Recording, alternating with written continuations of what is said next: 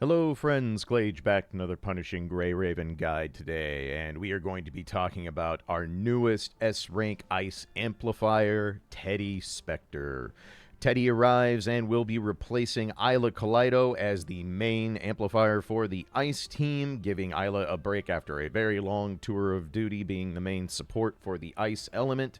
In addition, she is now our second Raydiance unit, so we are one unit away from having a fully functional Raydiance elemental effect team, and once we have that, I will of course make a full Raydiance guide, but for now, we're going to be mostly focusing on the Ice part of Teddy's kit, and even more important than all of that, Teddy is completely free to obtain. So for free-to-play players and low spenders, you get to save a bunch of black cards this patch, and that should be a nice bonus for everyone all involved after we've had quite a few paid S ranks to get through in the last few months. So a welcome reprieve on that front.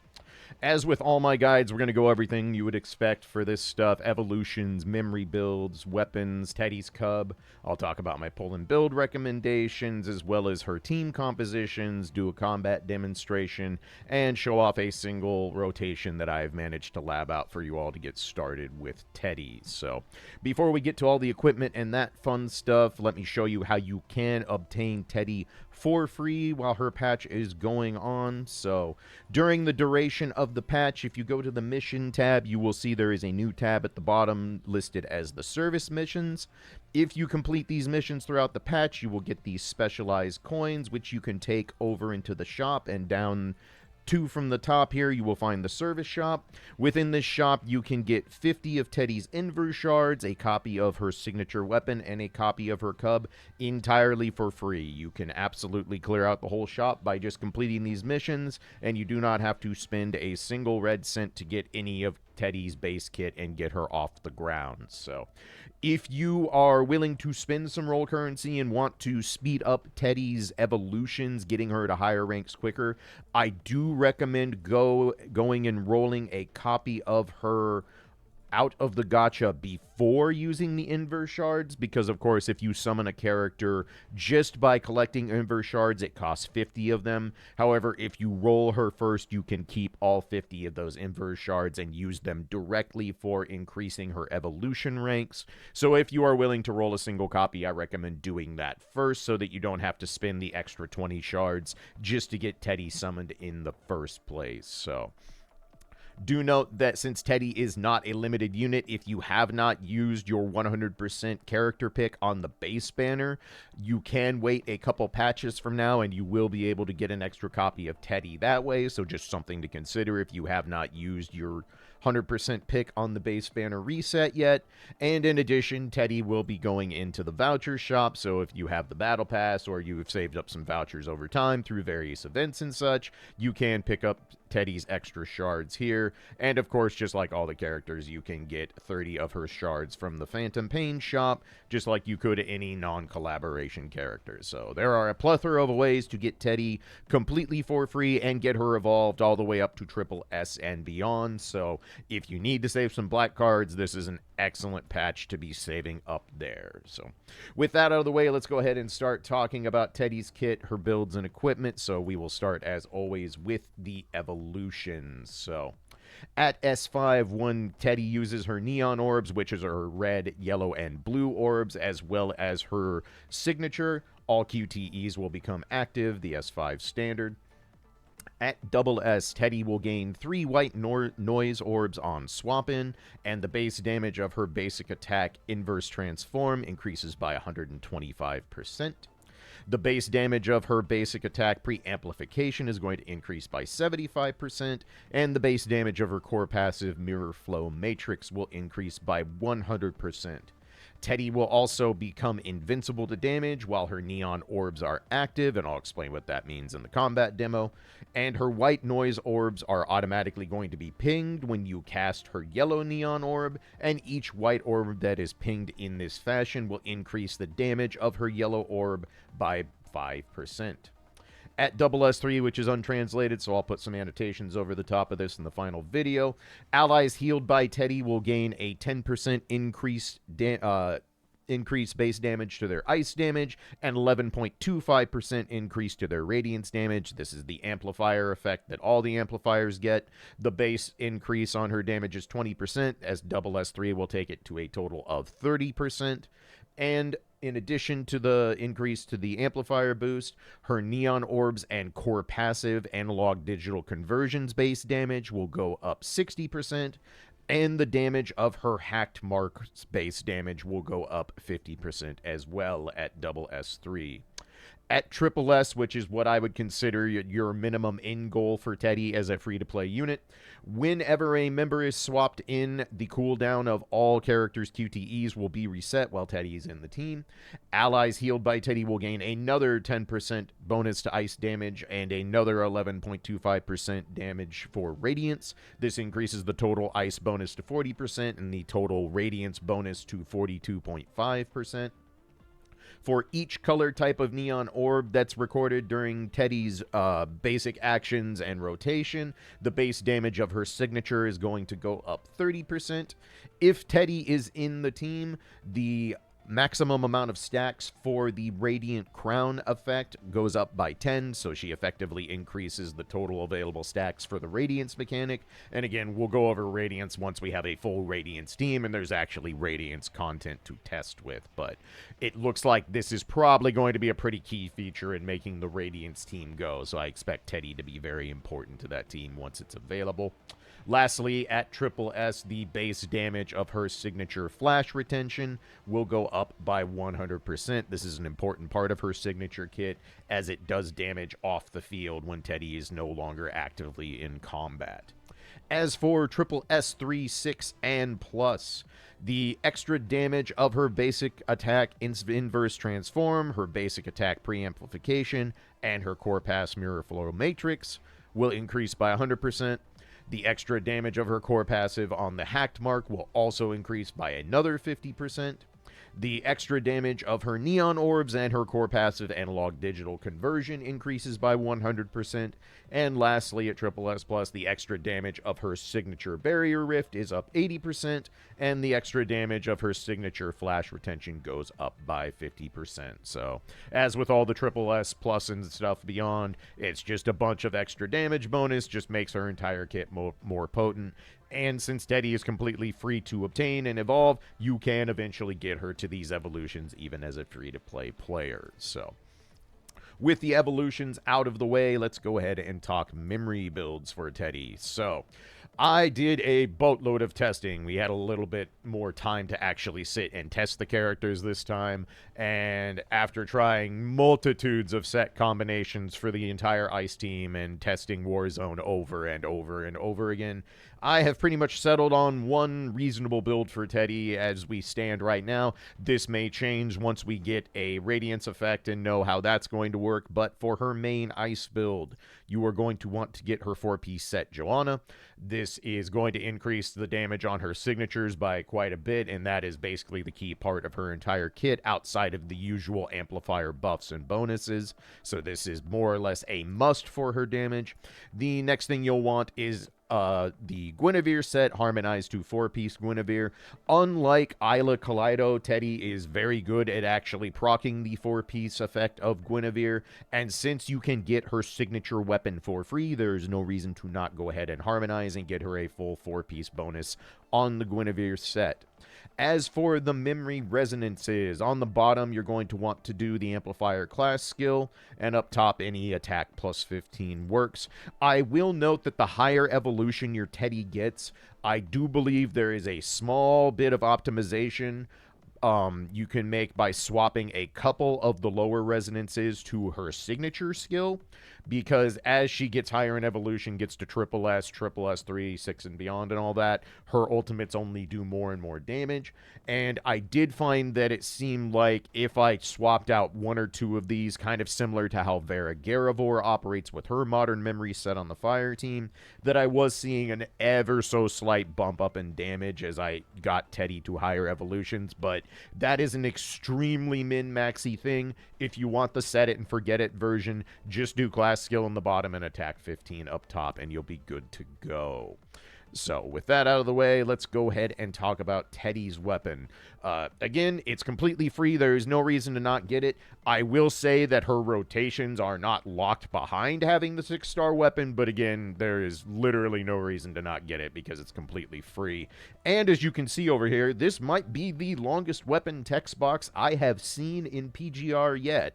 And rather than numb your brain with a bunch of words and tech you don't understand yet, the basic gist is that all of Teddy's damage goes up notably, but the most important things the signature weapon does is it's going to increase her damage of the off-field ultimate effect she does by quite a bit, and it has a unique property where Teddy gains signature energy every time another character uses their ultimate. So if you're doing a standard rotation after you go through your entire team once, Teddy basically comes on the field and automatically activates her first ultimate without having to go through any song and dance of pinging orbs or doing anything to build up energy. She just comes on field and it's immediately activated. So it's a very cool perk of the 6-star weapon. I absolutely recommend getting this because boy, does her damage fall off a cliff if you do not have the signature weapon. It is a very notable downgrade. So make sure you get that free signature weapon while it is available with the service missions.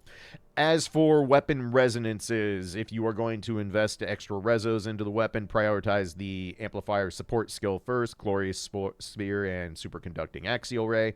After that, you can add in a damage resonance. I have found Incandescence seems to be the best fit for Teddy in terms of getting the most out of her damage, but you may want to experiment with Matrix Lightning with your build and see how it goes as well, but either of these are fine. Teddy does not need deadline timing in any way, shape, or form.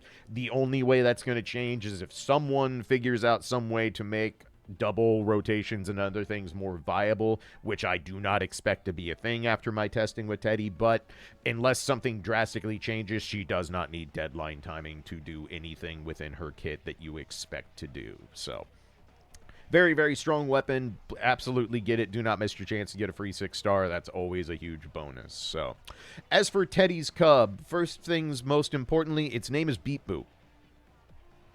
Its name is Beep Boop. Do I need to tell you to get the Cub? Like, are you not sold? Are you not good? Anyway, moving on. One important thing about the Cub, it is quite good. It has some nice perks, just like all the modern Cubs do. I will note that I would recommend swapping the active skill to the second one, because the basic active skill actually knocks enemies away when you use it, and there is basically never a point in time in a Warzone run or anything like that where we want to be pushing enemies away from us. So I highly recommend swapping over to the second skill, which just knocks enemies down instead. But you may want to experiment with this. There could be some kind of fringe use for us, but as far as I can tell, this is just asking to make war zones with multiple enemies more of a pain in the butt, so definitely recommend swapping over. As for the other skills, use the Teddy unique skill first and foremost, get it leveled up, and then secondary, I would suggest getting the bonus to Ice and Raydiance damage. If you get extra copies of the Cub, either from rolling on it or using the Norman shards to get some evolutions, you can also do the bonus attack if you want to do that as well. So it's a pretty solid Cub. It does boost her ultimate damage quite a bit, and again, his name is Beep Boop. Like, come on, man. What more could you possibly want? So with all of the equipment out of the way, let's go ahead and talk about Teddy's team composition. So, the Meta Ice team will now consist of Teddy as the leader. I have her on blue. The color positions for this team do not particularly matter in my testing. If you want to be extra optimal, you might try putting Teddy on red, since Wancha is going to be pinging red orbs very regularly. But the Meta Ice team will be Teddy as the leader, Chu Shukra as the attacker. I have her currently as the starter because my Wancha is already triple S plus due to being a free unit, so I like to start Warzone runs with Wancha and then swap to Teddy. But depending on who is your most well-built ice character, you may want to have either Wancha or Teddy act as the starter. And Wancha, of course, will be the tank. You can have him on whatever color you want. All three of these characters will still see field time, so for their builds, for Chu, you will want to keep your attacking memory build, whatever you have been using on her, continue using it. Mine is triple S, so I run the 4-piece Jibon, 4-piece Kadi build. If you are at lower levels, you can look to do a Chinjian setup instead. As for Wancha's memory build, I stick with the 4-piece Liston and 4-piece Chinjian for Warzone and content where Wancha will see the field. For Phantom Pain Cage bosses or very short fights, you can swap Wancha over to a support setup with 4-piece Da Vinci and 4-piece Chinjian. If you do not have Wancha, he is completely free to obtain via the dorm voucher commissions. You can get him there as well as in the voucher shop, so there is no reason to not have Wancha. If you don't have him, the only viable replacement is Chrome Glory, and Chrome Glory is absurdly outdated as a unit. So if you have not unlocked Wancha for free via the dorm commissions, I highly recommend you go do that first. He is very, very important for the Ice team. If you do not have Chu Shukra, you can replace Chu temporarily with the A-rank attacker Bambinata. If you are going to run Bambinata, I do recommend building a full support memory set with 4-piece Da Vinci and 2-piece Einstein, as she is not going to be able to put any good damage out on the field, even at triple S plus in the modern PGR environment where enemies have a whole lot of health. So those are your only real budget options for this team. The Ice team is still kind of restrictive overall, and the other attackers are very, very outdated S-rank units that you don't really have a good reason to pull. But if you need a budget option, you can shove Bambinata in there. Otherwise, Teddy and Wancha are free, so 2/3 of your team is already built and covered and ready to go. So with all that mentioned and all that thrown down, should you be pulling Teddy? Well, pulling is going to be up to you. You should absolutely, bare minimum, be getting her for free, getting her 6-star weapon for free, and getting her cub for free. There's absolutely no reason not to do this. If you want to pull on Teddy, I think it is worth it to roll a copy and speed up her evolutions to get her to triple S faster. Triple S is where this character's real kit really starts to coalesce, and she starts feeling like a strong bit of damage for the Ice team. I will note that Teddy, at least in my testing, is a pretty inflexible unit when it comes to combat. She requires very specific routes to get into her ultimate, which I'll show you here in the combat demonstration and rotation, but she doesn't carry the damage by herself on this team. You are still going to want to be rotating the entire Ice team if you are playing the full meta loadout. So how far you want to evolve Teddy off the bat is up to you. But in terms of build and investment stuff, obviously get the free stuff first. Get her to double S by getting the free copy and then spending your pain cage skulls or vouchers or whatever route you want to go about it. And then getting the 6-star weapon in the cub for free, because there's no reason not to. These missions are all incredibly simple. You will be able to get them in pretty low amounts of time and effort. So all the free stuff first, get her to double S. After that, evolve her as far as you possibly can with vouchers and all that good stuff going forward. So absolutely worth getting, but I will say that at least in my testing, Teddy is not a, oh my god, the damage of the Ice team is now off the scale. It is just, it now has a competent amplifier who can properly proc 4-piece Guinevere, and the bonuses that Teddy gives to overall Ice damage and her amplifier effects are quite good. She will be doing the most damage on the team in a single rotation. She does output more damage than Chu and Wancha, but she is not a big damage carry, and I kind of get the feeling that a lot of Teddy's real damage, like her biggest value, is going to be tied to her Raydiance kit once we have that being an active effect in, you know, Warzone content and such. But as just an amplifier, she is an upgrade and she will make the Ice team better, but she does not make the Ice team suddenly just pop off in crazy, crazy ways where you are going to be seeing gigantic increases to your scores. So free unit, get her built, get it taken care of, and you will not be disappointed, as she will be a notable boost for the Ice team and eventually the Raydiance team going forward. So with all that out of the way, let's go ahead, go hop in the lab, and I will show you how Teddy's combat kit works. Alright, so let's go ahead and go over Teddy's combat kit. Just like all my guides, I'll go through piece by piece, show you what each part of her kit does, and then explain what's actually relevant to meta gameplay and what's just superfluous that you can use in alternate game modes and such. Before we get into the meat of this, I do want to be super upfront with you all. Teddy is a very, very simple character. and she does not offer a lot of room for experimental rotation routing, nor being super expressive in your gameplay. This is definitely not a DMC character, and she's not even close.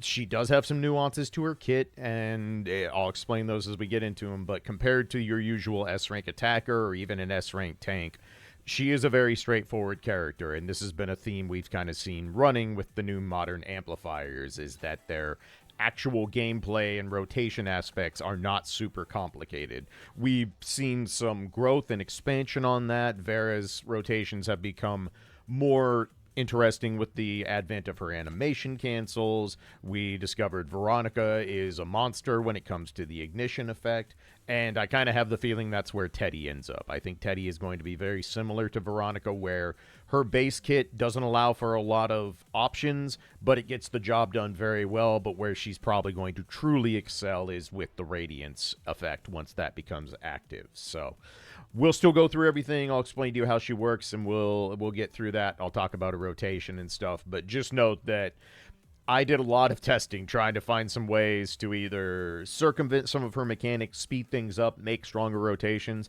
and her kit's just not flexible. It just does not really allow for those things. So this is going to be a pretty forward and to-the-point combat demo, so let's go ahead and get into it.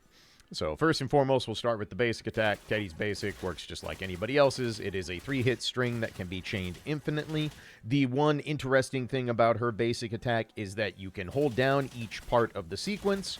This will make the attack do extra hits and more damage, and most importantly, it increases the rate at which you generate more signal orbs. Now, this doesn't really matter for meta gameplay. You're not going to be using this in meta gameplay because Teddy has way better ways to generate her core passives and to get into her ultimate mode. But if you're playing long-form content like Babel Tower or something, this is a way to generate more signal orbs. Speaking of which, let's talk about her orbs and core passive while in base mode. So, Teddy only has access to white orbs on her bar while in base mode. She does have a static orb in the first slot that can change to 2 different colors in base mode and all 3 colors in her ultimate mode. We'll go over how all those work here in a second. Her core passive is also incredibly simple and straightforward. The gauge is simply a gauge that shows you how much signature energy you have to build up before her first ultimate becomes active to activate the digital space mode. And then we have a stack number in the middle. This represents how many orbs you have pinged in total while you are in base mode. So pretty straightforward to the point. One more thing before we get into the actual orbs and how you build her core passive. Teddy's dodge does have an auto counterattack built into it if you dodge and would have been hit by an attack, so a Matrix style dodge. She will do an automatic counterattack if you continue holding down the dodge button. She will also continue to chain counterattacks if you continue to be attacked while doing this counterattack. This is another thing that is completely useless in meta gameplay. This will only be there for longer form gameplay or doing stylish stuff, whatever you want to do with it, but it's there if you do find yourself playing something like Babel. If you dodge and continue to hold dodge, you get a counterattack. Pretty straightforward. As for Teddy's orbs, how they work is pretty straightforward. The white orbs are pinged in succession if you want, but the thing to remember about how her white orbs work is the amount you ping is counted consistently throughout the entirety of being in base mode. If you have pinged 6 total white orbs, it's going to know you've pinged 6 total white orbs. Once you have pinged more than 6 white orbs, so if you do 3 pings, it's going to consume all white orbs you have available and will activate a red neon orb. The skill tooltips refer to all her colored orbs as her neon orbs. So basically, the easiest way to do anything with Teddy in base mode is to spam all her white orbs, which will activate her red orb in the static orb window here, and use that red orb to build the core passive gauge. But let's go through this piece by piece real quick, just so you understand how it works. So if we do any number of pings, you'll see Teddy does an attack, and now we have 3 on the stack marker because I've pinged 3 orbs. If I ping 3 more, we go to 6. Anytime you ping more than 6 orbs, so as soon as I do this next ping, this is going to eat every single orb left in the queue. So if I ping, they're all used. Then you'll see the static orb becomes active for a brief window of time and had a red orb available. This is a constant mechanic for all of Teddy's neon orbs. When you do the the things that are required to activate the neon orbs, you have a short window to actually ping the orb. It is not frame perfect or anything like that. You don't have to be precise to do this, but you do need to pay attention and make sure you ping the orb. It's up for about a second.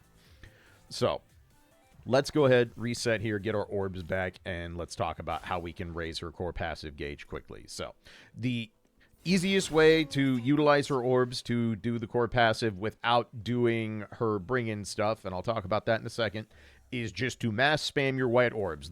The pings can be chained together, and once I do those pings, it's going to give us all the stacks of the orbs that have been pinged and activate the red orb. So I'm going to do ping, ping, ping. Red orb comes up. I tap the red orb. You'll see that all the stacks have been consumed, and a whole bunch of the core passive gauge is filled, and we now have ultimate online. Very, very simple, very, very straightforward. You basically get to a neon orb, you ping it, it's going to give you enough core passive gauge to activate ultimate. And that is all you were trying to do in base mode. It's the only thing that matters when you're in base mode for Teddy. You just want to get enough signature energy and core passive gauge to activate her ultimate and go into digital space. So that is one way to do it. The easier and the way you will be using in all meta content that's very, very straightforward is that Teddy has another neon orb available in base mode. That is her yellow orb. Her yellow orb is also her swap-in attack. And when you do her swap-in attack, as long as the swap-in attack connects in any way and it's a distance attack, so you're not going to miss it, you will get the yellow orb in her static slot to come available for about a second. If you ping that yellow orb, you get to circumvent the entire process of doing the white orb pings, and it will build a bunch of core passive gauge and get your ultimate online. So if I bring Teddy in, hit the yellow orb as it comes up, you see, bunch of core passive gauge, ultimate's online, we're good. That is literally all you need to know about doing the base mode in terms of what your goal is to get Teddy into her ultimate mode and getting into where the meat of her damage and her kit actually do things in. Let's talk about a couple more things before I actually go into the ultimate mode and show you how that works. First and foremost, after pinging certain neon orbs, if they hit, you will see there will be a icon that appears over the enemy. I'm too far away for that one because I'm at the max range on the lab, but let's go ahead and just ping the red orb because it does the same thing. So if I use all my pings and use the red orb, you'll see now there is the flashing Teddy symbol over the enemy. This is her hacking mark. When the hacking mark is active, this is basically a 10-second debuff that causes the enemy to take increased damage. So if you happen to kill the enemy while it has a hacking mark active on it, the hacking mark will detonate and do some AoE damage, and if there are enemies left alive who are hit by that AoE, then one of them will take on the hacking mark themselves, and the duration of 10 seconds resets. So you don't have to do anything actively to do anything with the hacking mark. It is just a thing that's going to happen passively as you are using Teddy's combat kit and doing her base rotations. You can basically just think of it as free passive damage that passes from enemy to enemy as you kill off various corrupted and whatever you're fighting in a given stage. So Teddy's kit is very much based around not just doing big damage with her core passive and ultimate, but doing a lot of passive effects that stack up extra damage in the process, and the hacking mark is a key part of that. The last thing I want to show in base mode before we start talking about ultimate is Teddy does have a cute little Easter egg. If you tap the core passive bar, it will cause claws to come out and attack the enemy for very minimal damage. This does not build signal orbs, nor does it build any signature energy. It is just a cute Easter egg. It does have an extremely long distance on it. As you can see, you know, pretty much if you're at training mode start distance, this will hit. But it is just a novelty. There is no reason to use it. It is very much in the same vein as the taunt from the DMC characters, except it's honestly not as cool. I mean, are you ever going to be as cool as Virgil twirling the sword? Probably not.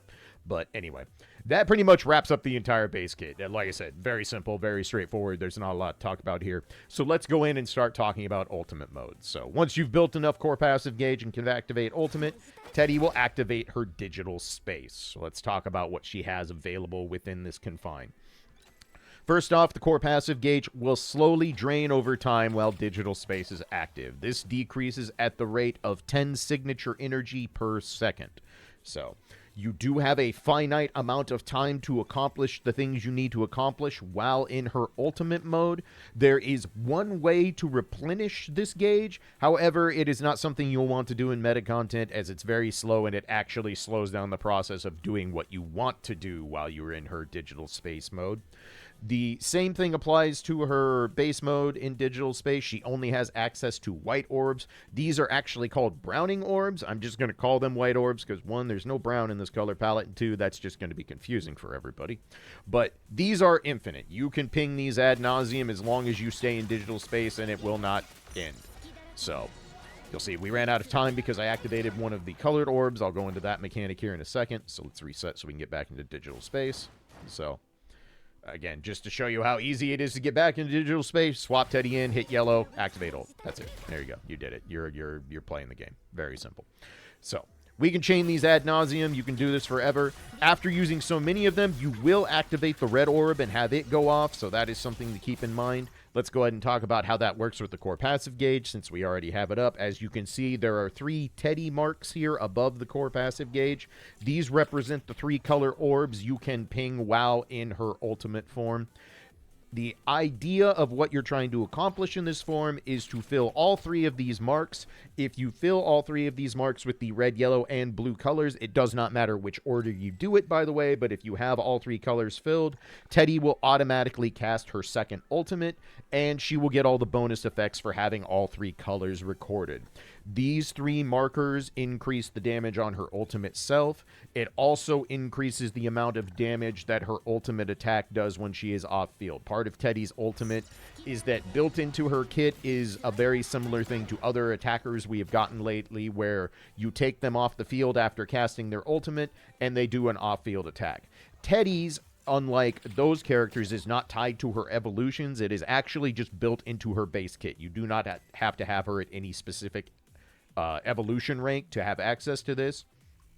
But the more of the colors you have recorded while you are in digital space, the more of the off-field attacks she will do once your teammates come on and start attacking. If you have all 3 colors filled, she will have 12 stacks of these off-field attacks that can activate once per second every time one of your other teammates is hitting the enemy. And this is another example of where a lot of Teddy's passive damage comes in and adds up over time. So the basic gist of this mode is your entire goal is to fill these 3 markers as quickly as possible, cast her second ultimate, and then get her off the field. Teddy is very much going to be a single ultimate rotation style character due to how long and how involved it is to get to her second ultimate. So let's go through and talk about how the various orbs can be generated and how you're going to fill the core passive gauge. So we get into ultimate. There are 3 color orbs. The red orb can be obtained by doing 3 white 3 pings in a row, and then the red will become active. You can tap that orb. Bam, we have 1 color.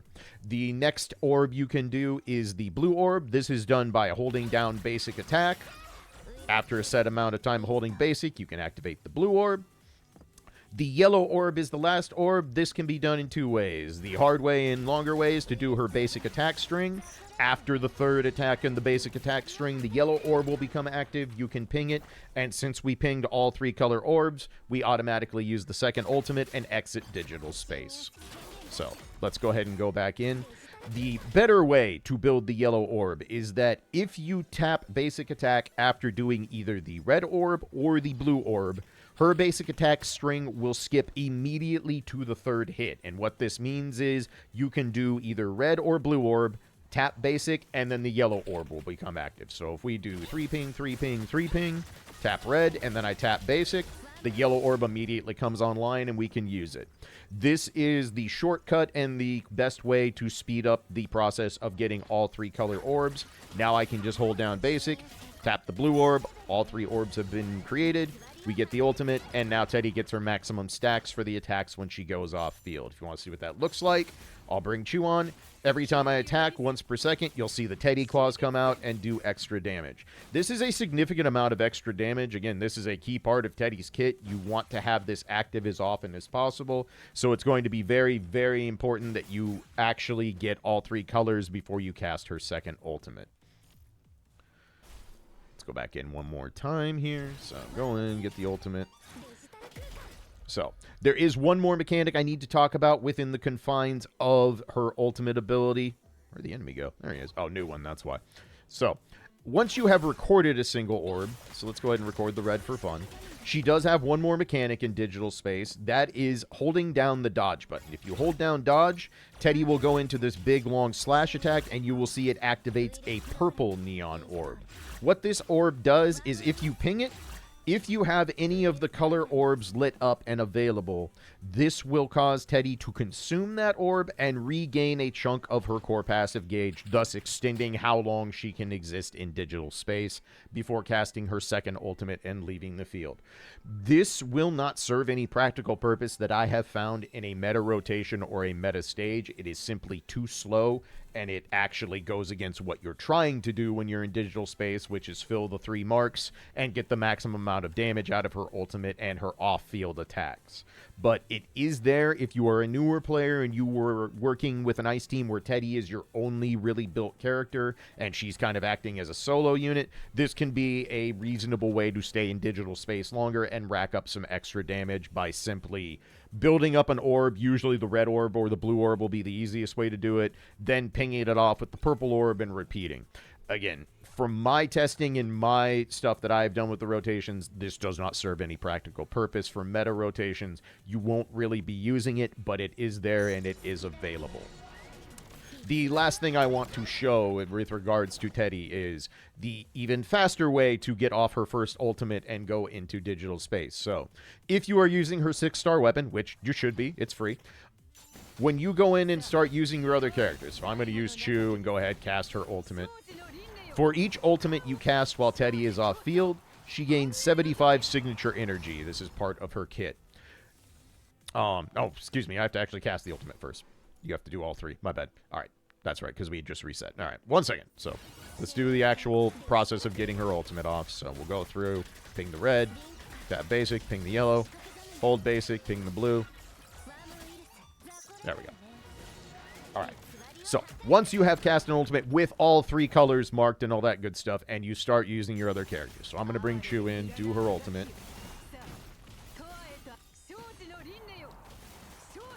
You'll see for each ultimate done, Teddy gains 75 signature energy. So, now if I swap over to Wancha, do his part of the rotation, fire off 12 red shots, you'll see that Teddy has gained even more signature energy. If she has enough signature energy to ult when she comes on the field, the ult is done automatically as long as you are carrying the 6-star weapon. So if I bring Teddy in, bam, automatic. So what this basically means is that after your first round of rotations, if you are doing the ice team properly, you will never have to actually cast Teddy's first ult. You will bring her on the field. You don't have to ping anything. She's just going to go to digital space, and you can start the process of collecting all 3 orbs immediately. It's that simple and straightforward. This is it. This is the entirety of Teddy's combat kit. I literally don't have anything else to show you at this point. She is very, very simple.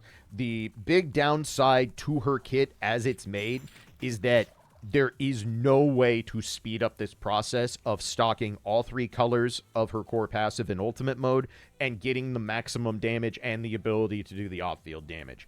I have tried animation canceling. I have tried only doing maybe 1 or 2 of the colors and doing a fast ultimate and then doing a second round of the ultimate. All of these things prove to be damage drop-off from just going in, getting all 3 colors, casting the ultimate, and having Teddy leave the field. So that really does sum up the character.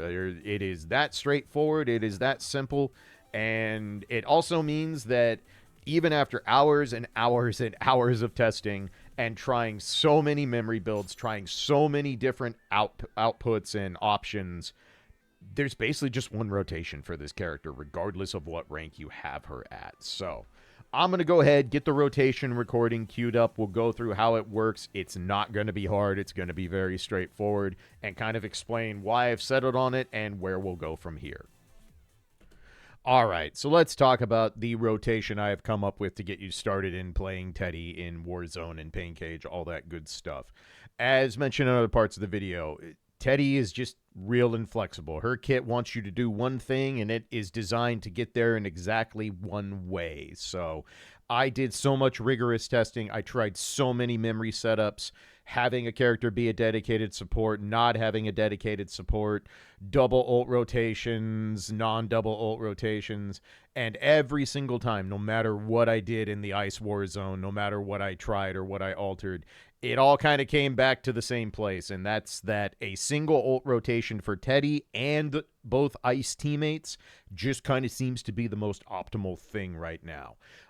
I am hoping that this is one of those cases where I'm working with a brand new character. There's no information on the character out yet, and I'm just missing something. I'm completely missing something. There's something I couldn't find, because that happens. And so if you know anyone, you find anything, or you've seen any other creators who've come up with something way better than what I'm doing, please let me know. Let me know in the comments so I can update, and I will even do an updated rotation video if I need to down the stretch. Because I'll be blunt. I want to be wrong on this one, because these are not super exciting. This makes the Ice team very formulaic, and frankly, it kind of still feels like one of the weaker elemental teams. Not elemental effect, but base element teams. So let me know if you find anything, but with all that said, let's go through this very simple rotation step by step, and then we'll do the annotations, and then you'll basically be set to go and ready to start playing Teddy. So let's go through, talk about what we're doing. So very simple. We're going to bring Teddy in with her bring in, as mentioned during the combat demonstration. The first time you swap Teddy in, she will not have enough signature energy to just proc the ultimate by herself with the perk of her 6-star weapon. So instead, we're going to come in, ping the yellow orb as soon as it is available on the bring in, and then that attack will end, the core passive fills, and we can go into ult 1. From here, very simple, we're going to call the QTEs right as you start the ultimate, because by the time you are done filling all 3 of the Teddy orb gauges and letting the second ultimate rip, the QTEs will be back up. So this times itself quite well to get 2 rounds of QTEs while Teddy is doing her main damage in her ult mode. So as mentioned, once you're in ult mode, just got to get the 3 marks filled. I like to do it in the order of red, then yellow, then blue. You can adjust this order a little bit as long as you are not putting yellow first, because then you have to do the entire basic attack string to get there. So if you prefer to do something like red, then blue, then yellow, you can do that. You can do blue, then yellow, then red, but just make sure whatever order makes the most sense to you, you are doing the yellow orb at least second, so it does not end up forcing you to do the entire basic string. So I go in, we do 3 white 3 pings in a row. That'll bring the red orb online. So we ping the red orb. 1 mark is already filled. From here, I tap basic attack to skip to the 3rd hit of the basic string, which then causes the yellow orb to come online. We ping the yellow orb. From here, I start holding basic. You can hold basic basically as soon as you ping the yellow orb. There is nothing that prevents the buffer from going off here, so you can just start holding basic. Teddy will go into her hold basic attack string. The blue orb will light up. We use the blue orb. This will cause the ultimate to go off automatically. You go ahead and proc your QTEs here, and then you swap Teddy out. That's it. That's the entire rotation. It don't get much more straightforward and simple than this one, friends. So, as always, I will do the annotations, and we'll go through this piece by piece. I'll put them off to the side, and you can start practicing, but I have a feeling you're not going to need a lot of time to get this one down. But nonetheless, Teddy rotation, all ranks available, no deadline timing required. Let's go. Swap Teddy in, yellow orb, ult 1, QTEs. 3 white 3 pings, red orb, tap basic, yellow orb, hold basic, blue orb, ult 2 goes off, call QTEs. Swap Teddy out. That's it. There you go. Your entire rotation for the character that I could come up with. I am sorry that there's nothing more interesting in this.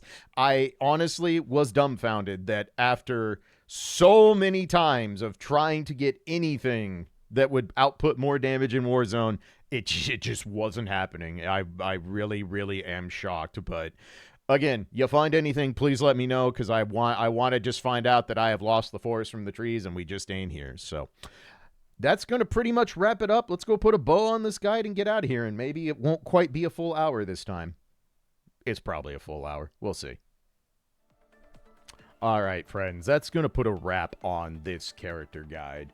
I'd be lying if I said I'm not a little shocked at how inflexible and simple Teddy's routing is in regards to rotations and her overall kit, but at the same time, it kind of makes sense. This is a free unit that's designed to be a long-term support unit. The other amplifiers we've been getting from this new generation have all had pretty straightforward kits. Veronica's kit, pretty simple, pretty straightforward to execute. She got a lot of a boost when we realized how good she was in Ignition, but her base physical kit was pretty simple, and she didn't take over the physical team by becoming a next-gen amplifier. Teddy is very much the same way. She is going to do the most damage on the Ice team. Unquestionably, she will do more damage once you start getting her to double S3, triple S, and beyond compared to an equally invested Chu or Wansha, but she doesn't damage carry. The nature of her kit, the way her rotation works, she takes so long to get to her ultimate, and there's no real good way to circumvent it. There's no way to speed up the process. There's no cute animation cancels I've found with, like, that we were able to discover with someone like Vera Garavor. She just kind of feels like she is meant to be played exactly one way, and that's the only way there was. That said, I'm just one person testing a character on my own time, and while I've tried to be as thorough as possible, and I kid you not, I tried everything. I tried Wansha as a full support and only rotating between Chu and Teddy. I tried Chu as a full support and only rotating between Wansha and Teddy. I tried double rotations with Teddy in every possible way I could come up with. All of them were less damage than just doing a single rotation for all three characters and cycling it for the duration of the war zone. I'm hoping that I'm just missing the forest from the trees on something, and someone's going to find something really cool that expands on what this character can do and makes for more interesting and fleshed out rotation options, and obviously more optimization of her DPS and improvement overall in terms of Warzone and Pain Cage performance. But if it's there, I couldn't find it. And this is not like the Live situation where I had basically about 36 hours to test, record, edit, and put everything together, get a guide out. I've actually had about a week to work on this character. And every time I walked away and would do something else, and I would think in my head of an epiphany of like, oh, I didn't try that. That might be the answer. Maybe that's how we get a little more damage, or that's how we speed up these rotations. Every time it just came back to do a single rotation, swap the character off, repeat ad nauseum. So the thing is I've mentioned it multiple times in this guide, I do think where Teddy is going to truly, truly excel down the road is with the Raydiance mechanic. The fact that one of her passives at Triple S is just giving this character the ability to raise the stat cap on an elemental effect probably is a good indicator that she's going to be an important piece for that elemental effect. And now with two Raydiance characters, we're one member away from us having an actual Raydiance team, and thus probably seeing Raydiance content being a thing that shows up in Warzone and Pain Cage in the future. So I think that's where she's going to end up really thriving. As she is now, you kind of just have to play by the rules of her kit. There's not a lot of ways to really do anything special with her. And again, if you find something, if you find new routing, if you find someone who found new routing or better routing than what I've done, please let me know. I am more than happy to update the findings in a pinned comment and give some more ideas on how we can expand what this character can do. So anyone who finds anything, please let me know, because I can't shake the feeling that this is one of those things where I am just overlooking something that should be obvious, but sometimes you just can't get away from tunnel vision while you're learning a brand new character like this. It happens in everything. It happens in fighting games. It happens in learning speed runs. This is a common thing that happens where the more eyes you have on learning a new character in a system, the better chance you have of someone finding the eureka moment and expanding on what the options are to get the most out of that character. So even though Teddy is very restrictive in how you play her and how I was able to figure out what to do with her, she is still hyper effective. Her boost over Ayla's boost for the Ice team is incredibly noticeable, and the fact that she can proc 4-piece Guinevere on her own consistently with her heals just makes her a better amplifier by default before we even start talking about modern damage values and her weapon and all that stuff. So She's a free upgrade. Make sure you get your copy of her. Make sure you get the weapon in the cub. We do not often get the ability to kit out an entire character with everything you would want for free in PGR, so make sure you don't slack on those missions. Get those done and get Teddy built, because you will want her for the future, because the Ice team needs her. It's still arguably the weakest elemental team we have in the game at the moment, just because Chu is the most outdated attacker, Wansha is one of the most outdated tanks, and that feels weird to say because Wansha was part of the global sync, but that's what happens when you run through almost 20 patches in a year. So, that pretty much does it for Teddy. Like I said, you find anything, please let me know. I would love to have any updates that might flesh out the character more or give better ideas for future rotations. And again, anything that I might have missed, if somebody finds a better memory build in their testing or whatnot, I'll try and update that in a pinned comment. And yeah, that's pretty much all I got on this one. If you did not watch my video talking about my plans for 2026 regarding PGR videos, I did announce that I have a Patreon now that is completely focused on PGR content. If you like what I do with these guides, if you're interested in the lore series that I'm currently working on and I'm hoping to have the first video out on before the end of the year, and you would like to support me directly, I urge you to go check out my Patreon. I have perks and tiers available for as low as $1. As I mentioned in that video, please do not feel pressured or feel like you need to get on my Patreon to get my content. None of my videos will be paywalled. Nothing is going to be locked behind Patreon at all. You will just be able to get some perks, and I will upload videos there a little bit earlier than I do to YouTube. And of course, you'll have the benefit of being able to watch them completely ad-free because Patreon doesn't force ads into the videos you upload to the site. So if you're interested, give it a look. Again, no pressure, no worries. I know the economy sucks, and I know most people cannot afford to be patrons right now. But if you're interested in supporting me directly, it is an option available, and I urge you to check it out. So that's going to do it for this one. Thank you, as always, for all your feedback and support. I, again, am hoping to start editing the first lore video this week. I will try to have that out as soon as possible. I want to make sure I do it right. I'm going to be doing a lot of testing and conceptual ideas of how I want these videos to work. So while I think the quality of this video is going to be good, I'm going to put a lot of effort into curating it and making it enjoyable to watch. It is going to be my first attempt at doing a lore video, so it's going to be a learning experience. There is going to be stuff to improve upon, stuff to make better for future lore videos, so once that's out, I definitely would welcome all y'all's feedback on it and letting me know what you think of that series and if you think I'm on the right track for moving it forward. So, as always, you want to do the YouTube stuff on the way out. Like, comment, subscribe. It's always appreciated. It's never necessary. And from me to you, let me personally say thank you for being around for a full year of my PGR content. It's very, very wild that I have now been making videos for this for an entire year straight. It is far and away the longest stretch I have made my YouTube channel active and have stuck to doing this, and I hope to continue doing it for many years to come. So thank you for being around and supporting the channel. It means a lot to y'all. Please have a safe and happy holiday. If you're traveling, be careful, be safe, and I hope you have a wonderful holiday. And even if you don't celebrate, have a wonderful start of the holiday season. Get yourself something nice. So y'all take care. I will see you soon, and y'all be good to each other. Peace for now.